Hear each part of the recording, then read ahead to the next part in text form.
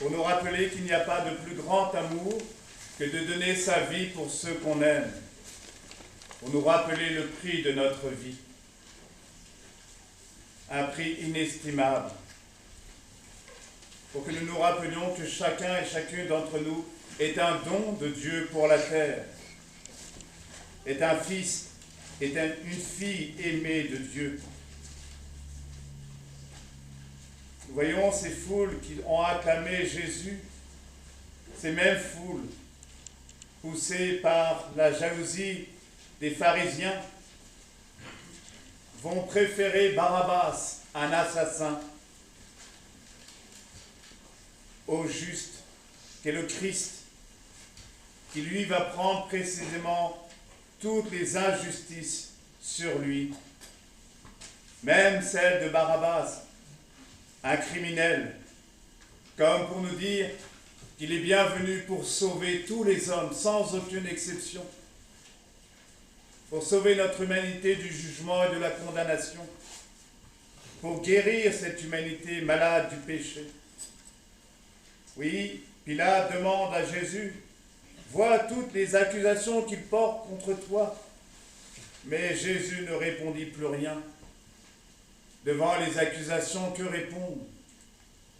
Il n'y a aucun sens, aucune raison valable d'accuser un frère, d'accuser une sœur. Jésus nous apprend précisément à reconnaître et à accueillir la miséricorde de son Père. Il a été condamné pour prier pour tous les condamnés de la terre. Oui, lorsque par jalousie nous nous crucifions les uns les autres, c'est le Christ lui-même que nous crucifions.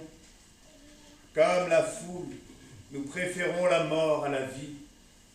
Le Seigneur nous dit, je vous ai donné la vie pour donner vie au monde, pour apprendre précisément à recevoir le salut en recevant mon pardon pour tous. Père, pardonne-leur, ils ne savent pas ce qu'ils font. Ils se rendaient bien compte que c'était par jalousie que les grands prêtres l'avaient livré. Oui, Pilate se rendait compte, comme tant d'autres se rendent compte de toutes ces injustices et se sentent souvent désarmés. Oui, nous sommes effectivement devant un Dieu qui est désarmé. Dans l'Ancien Testament, on rêvait Dieu, un Dieu désarmé, armé, tout-puissant. Et la véritable force de Dieu, c'est un Dieu sans armes, un Dieu crucifié, qui prend sur lui précisément toutes ces violences pour nous en libérer. Jésus est condamné à mort par jalousie. La jalousie, c'est la prison de l'âme qui conduit à la mort. Demandons au Seigneur de nous guérir de toutes nos jalousies qui nous font mourir et qui font mourir le monde. Le Seigneur ne nous accuse pas. Il est là pour nous dire, je sais et je veux ta guérison pour guérir ce monde, pour sauver la paix sur le monde. Qu'a-t-il donc fait? Demande encore Pilate. Mais la foule, aveuglée par la haine, par la violence, par l'indifférence, crie, crucifie-le. Alors Pilate, cédant à la peur, comme nombre de frères et sœurs, cédant à la peur, préfère ne pas voir, ne pas réagir, ne pas demander au Seigneur la force de se tenir debout devant toutes les injustices. Oui, c'est bien ce que le Seigneur nous invite à faire, en nous nourrissant de sa parole. On l'a frappé, on lui a craché au visage, ils se sont bien moqués de lui, on lui enlève le manteau de pourpre pour lui remettre ses vêtements. Oui, la vraie royauté de notre Seigneur, c'est sa vie donnée pour nous. Jésus, dépouillé de sa vraie royauté, celle de sa vie, pour donner vie au monde. Ils se moquent de lui en disant, « Et toi qui détruis le sanctuaire et le rebâtis en 3 jours, sauve-toi toi-même, descends de la croix. » Et oui, Jésus avait bien dit cette parole, mais pour dire que le sanctuaire, frères et sœurs, ce sont chacune de nos vies. C'est notre humanité. Notre humanité qu'il a prise, lui, de condition divine, n'a rien retenu du rang qu'il égalait à Dieu. Il s'est anéanti pour prendre notre vie, pour prendre nos péchés, pour prendre notre mort et nous libérer de toutes nos peurs, de tous nos esclavages, de tout ce qui nous empêche de voir et de reconnaître nos frères et sœurs comme les enfants aimés du Père. Tout ce qui nous empêche de tendre la main pour accueillir les enfants du Père et les inviter eux aussi à entrer dans cette danse pour l'univers. Quand arrivé à la 6e heure, c'est-à-dire midi, l'obscurité se fit sur toute la terre jusqu'à la 9e heure. Et la parole du Christ se fit entendre. Eloi, Eloi, lama sabachthani. Mon Dieu, pourquoi m'as-tu abandonné? Combien de frères et sœurs sur cette terre crient et ne sont pas entendus? Crient ces violences qui leur sont faites. Mon Dieu, pourquoi nous as-tu abandonnés? Jésus, cette parole, c'est la parole de tous ceux qui sont oubliés, tous les oubliés de la terre, pour que nous puissions précisément ne pas les oublier et implorer la miséricorde, implorer le pardon.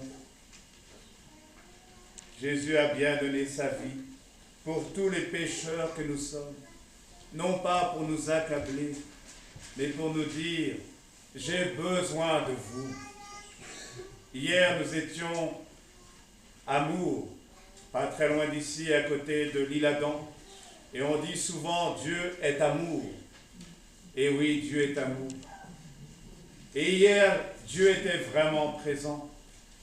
Il y avait pas loin de 80 enfants de notre doyenné qui sont venus le sourire aux lèvres pour recevoir précisément le sacrement du pardon, pour recevoir la guérison pour notre terre et qui imploraient la conversion de tous les pécheurs que nous sommes. Oui, grâce à eux, nous avons pu justement offrir à Dieu tout ce qu'il attend de nous. Nous nous rappelons, nous sommes entrés dans le carême avec le mercredi décembre. Et le roi avait mis un sac de sang sur sa tête. La ville, Ninive, était condamnée. Mais le roi, effectivement, va demander à toute la ville de jeûner, de se convertir. Et la ville sera épargnée. Voulons-nous effectivement sauver ce monde pour les générations qui sont là, que Dieu nous confie? Voulons-nous entendre sa parole et vraiment la mettre en pratique? Eloi, Eloi, lama sabachthani. Mon Dieu, pourquoi m'as-tu abandonné? N'abandonnons pas nos frères et sœurs. N'abandonnons pas notre Seigneur. Il nous appelle. Il nous invite à nous lever pour être effectivement cette armée, et pas une armée justement avec des armes de guerre, une armée habillée de la miséricorde de Dieu, une armée pour apporter le salut au monde entier. Le rideau du sanctuaire se déchira en deux, et le centurion, voyant comment il avait expiré, déclara, vraiment, cet homme était fils de Dieu. Il s'est dépouillé pour nous donner son esprit, pour que nous vivions de cet esprit, que nous vivions de lui, pour donner vie au monde, nous nourrir de sa parole, nous nourrir de son corps et de son sang, pour faire de nos vies une nourriture pour le monde. Demandons au Seigneur, en ce temps que nous vivons, de mettre en pratique sa parole et de célébrer la Pâque en passant par la mort à toutes nos peurs et renaître avec lui dans la résurrection à la vie éternelle. Amen.